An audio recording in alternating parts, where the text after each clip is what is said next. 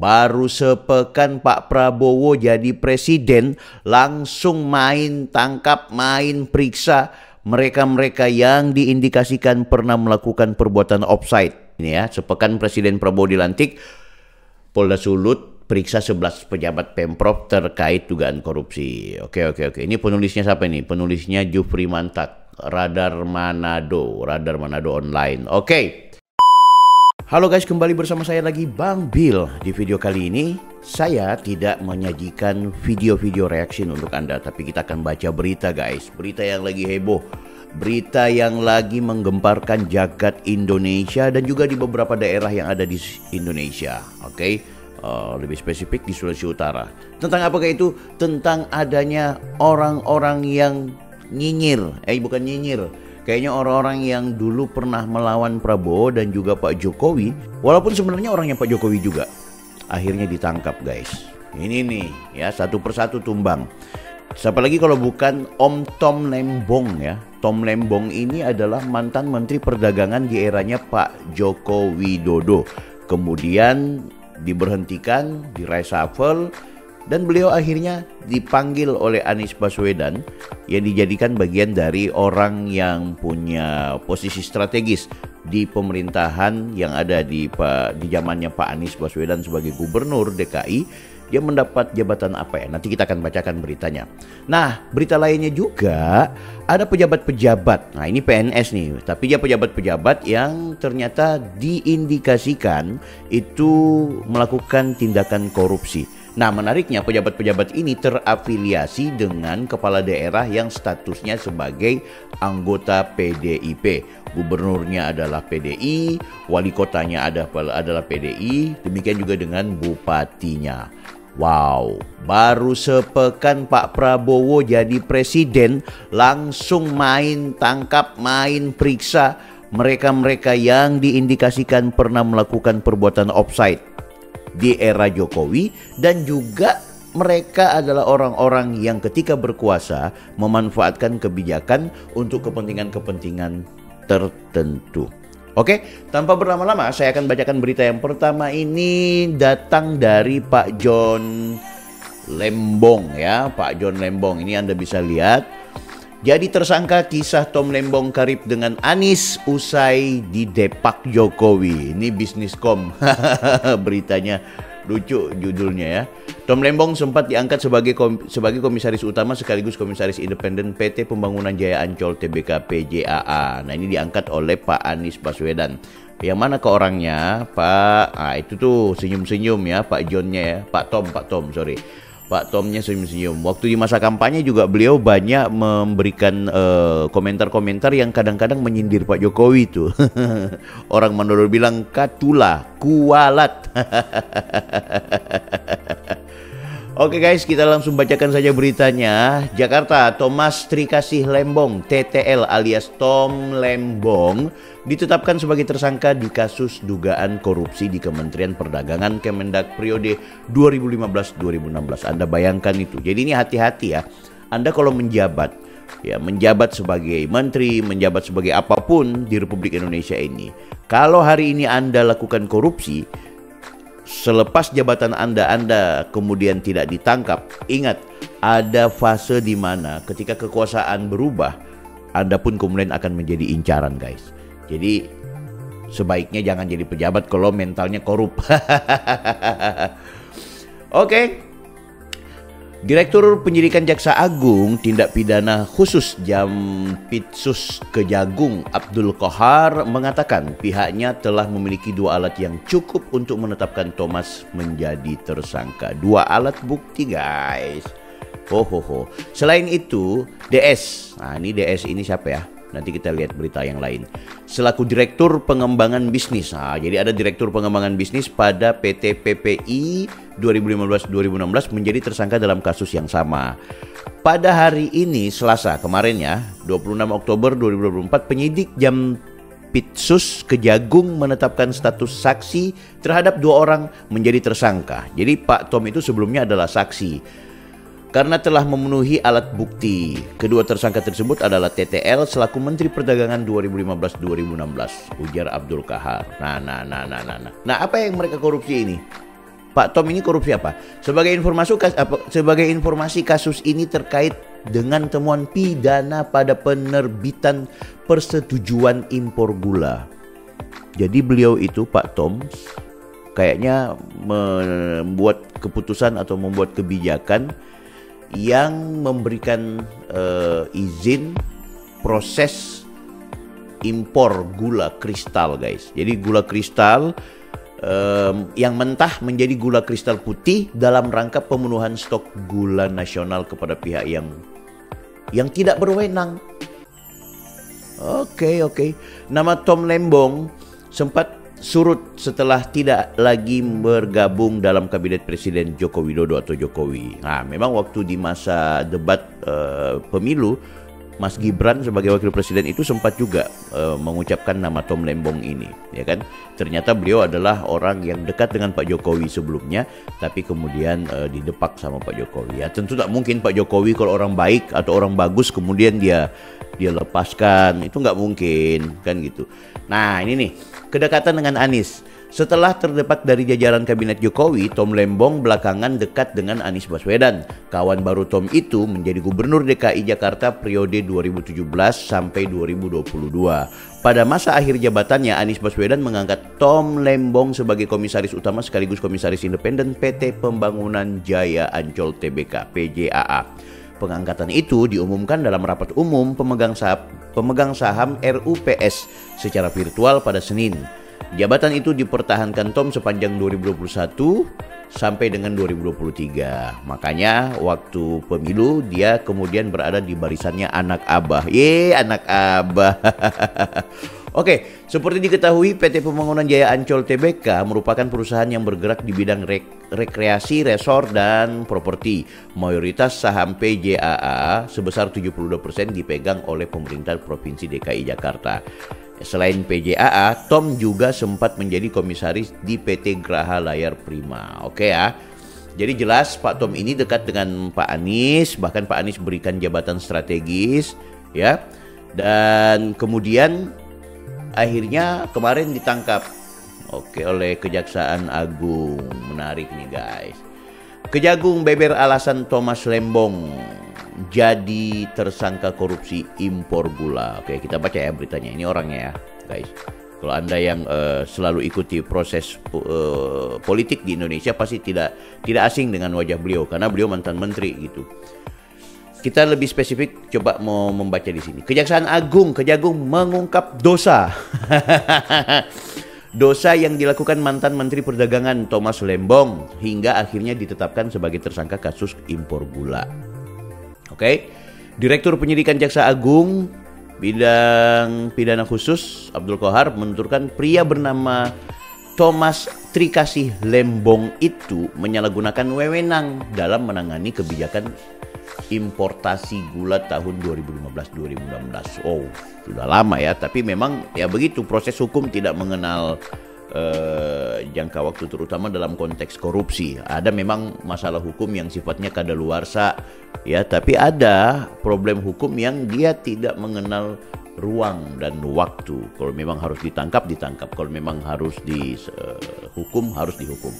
Menteri Perdagangan yaitu Saudara TTL memberikan izin persetujuan impor gula kristal mentah sebanyak 105.000 ton yang kemudian gula kristal mentah tersebut diolah menjadi gula kristal putih.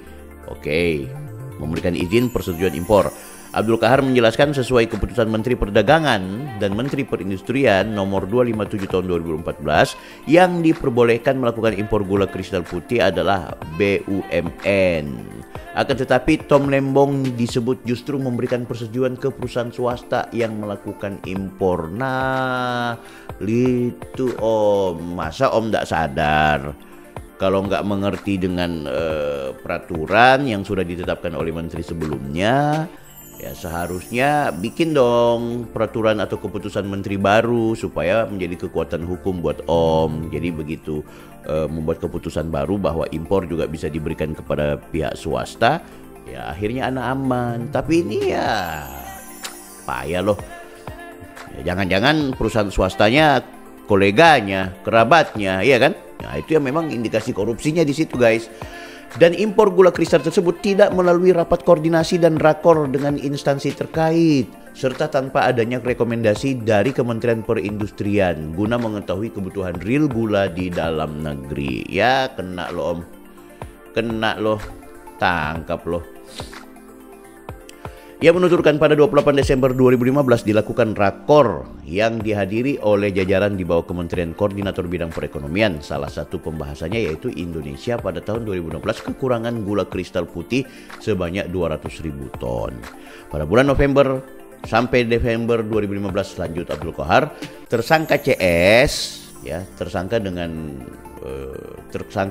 yang atas nama CS kayaknya selaku Direktur Pengembangan Bisnis PT Perusahaan Perdagangan Indonesia PPI memerintahkan staf senior manajer bahan pokok PT PPI atas nama P untuk melakukan pertemuan dengan 8 perusahaan swasta yang bergerak di bidang gula.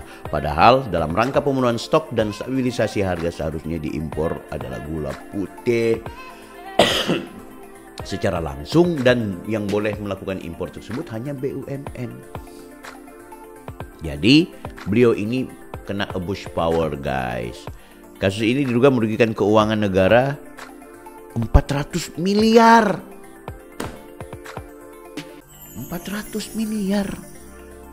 Tom Lembong dan tersangka CS disangka melanggar pasal 2 ayat 1 atau pasal 3 Undang-Undang Pemberantasan Tindak Pidana Korupsi.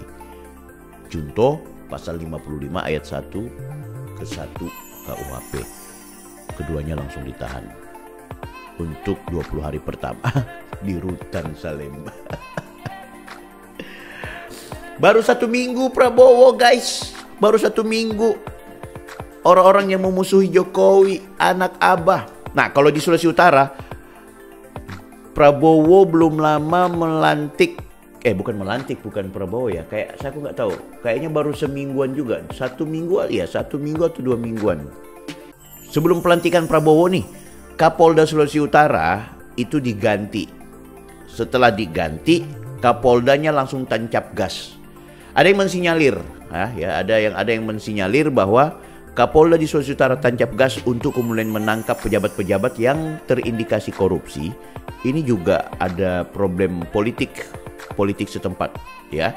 Ada pemilu kada, ada pemilihan kepala daerah yang notabene-nya ada kadernya Pak Prabowo nih, yaitu Pak Julius, Pak YSK, itu kadernya Prabowo di TNI dan juga pernah menjabat sebagai asisten pribadi atau siapa ya yang di Kementerian Pertahanan selama Pak Prabowo menjabat. Pak Julius ini mencalonkan diri sebagai kepala daerah. Tapi kan Pak Julius kayaknya punya saingan berat, yaitu PDIP. PDIP masih berkuasa di Sulawesi Utara. Pak Oli Dondo Kambe yang saat ini memberikan kesempatan kepada Stephen Kando, wakil gubernurnya, yang juga kader PDI, untuk kemudian memenangkan pertarungan pilkada. Nah di beberapa daerah di Sulawesi Utara, kepala daerahnya juga adalah kader PDIP. Nah, pejabat-pejabatnya, PJS-nya yang diindikasikan terafiliasi dengan gubernur yang notabene-nya adalah PDI, itu kemudian dipanggil. Masih diperiksa, masih statusnya saksi dan diperiksa. Oke, nah ini menarik guys. Nah, jadi Kapolda yang baru ini, ya ini bacaan opini publik ya secara politis. Disinyalir kayaknya mencoba untuk memberikan perhatian khusus untuk konteks politik. Aku nggak mau bilang bahwa Kapoldanya berpolitik atau polisi berpolitik, tidak. Tapi opini yang berkembang akhirnya berkelindannya demikian. Menginformasikan ada indikasi polarisasi yang dibangun oleh Polda untuk menangkap atau memeriksa, bahasanya memeriksa pejabat-pejabat tertentu. Ini berkaitan dengan politik praktis. Walaupun itu juga dibantah oleh Kapoldanya.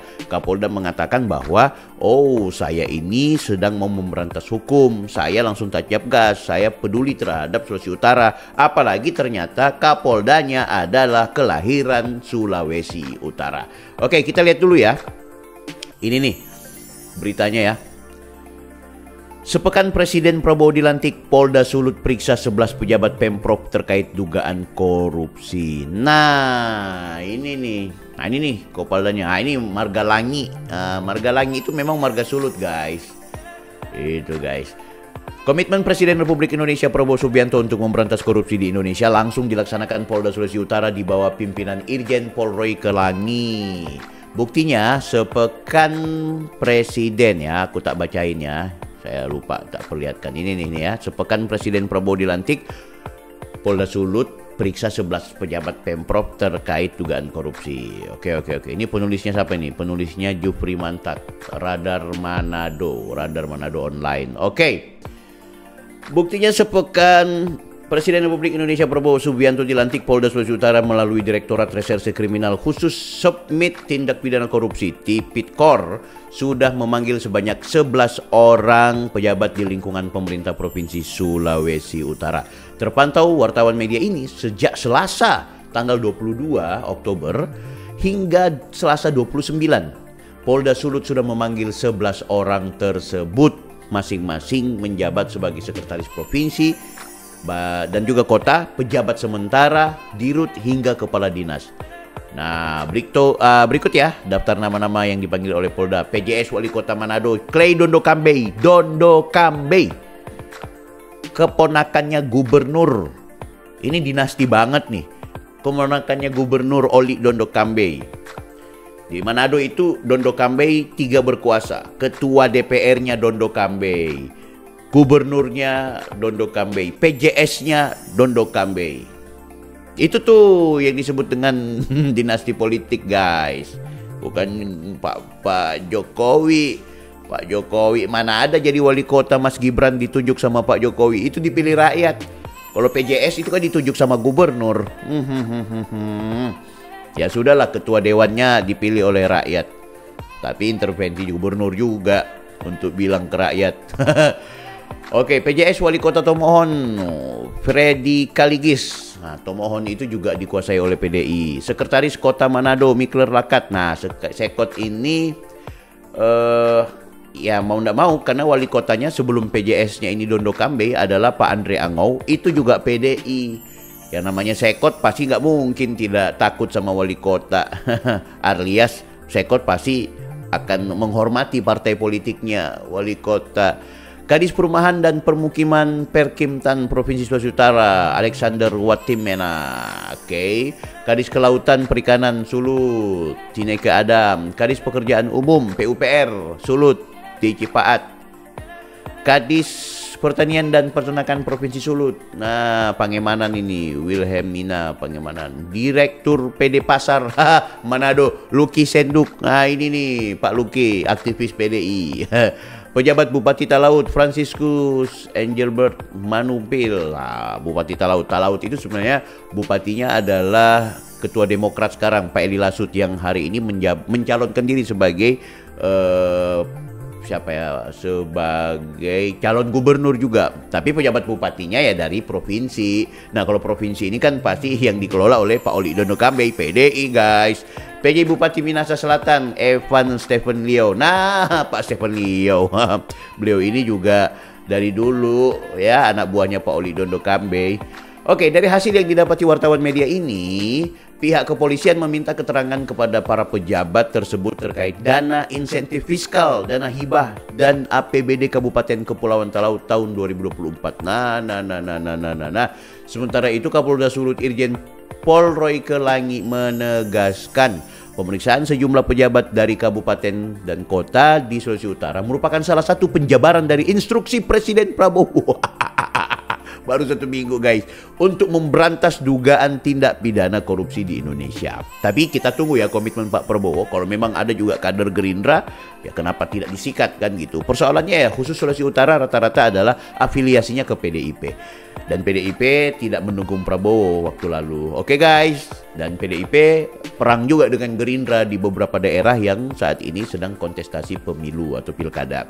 Ini kan merupakan penjabaran dan kita melaksanakan perintah serta program Bapak Presiden Republik Indonesia, tegas Kapolda. Lanjutnya, sekali lagi Polda Sulut atau Polri merupakan bagian dari pemerintah, jadi harus melaksanakan perintah Presiden. Sekali lagi saya minta kalau ada informasi silahkan berikan kepada kami. Saya menghimbau kepada seluruh masyarakat supaya mari membantu Polri. Masyarakat jangan terprovokasi dengan hal-hal lain. Karena memang ada salah seorang wali kota yang ada di Bitung kalau nggak salah. Dia lagi marah-marah, guys. Ya, lagi marah-marah ke mana ya? Marah-marah karena kayaknya coklat alias polisi ini lagi mau nangkap-nangkap.